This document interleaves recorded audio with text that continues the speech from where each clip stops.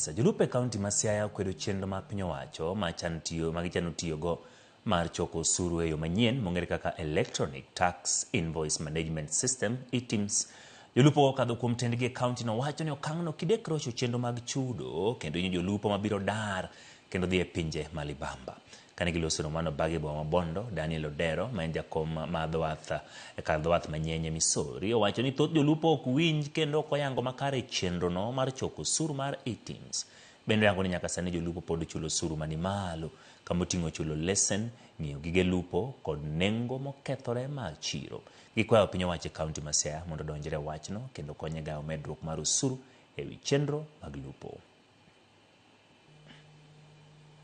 Onge kaka jolupowa nyalo kalo e yoni ma system ma national government okelo mar eTIMS.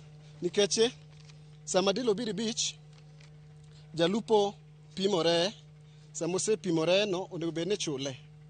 Koro chuno ne nyaka jalupo issue invoice ni dealer eka dilo chule. Mamano wayudo ka is a quite challenging ni jolupo mawa. Wan gimiluongo ni eTIMS wakia nena ng'o. To koro kwa penjo joka nikech ok agidwa chulo wani nyaka wadonji system gi mar eTIM no, to ginyiso wani eTIM ni en yo moro ma sirikal okelo migolo go osuru, midwaro go osuru moro kuomwa, to wan kaka oganda ma jolupo gi osuru olowa.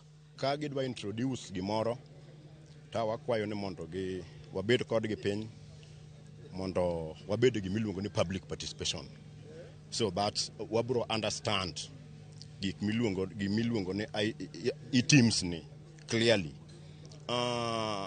Wan kaka jolupo waneno ka nitiere gik moko mosebedo ka hinyowa e lupo seriously. Kalure gi high taxation osemiyo kembe osedhi oko te ma wadong' mana gachiel. Achiel ma wadong' go ni be is already ofundo odwaga dhi. Onge kaka wabro control price mar rech kopo ni waonge kambi mora mora e Kenya ka.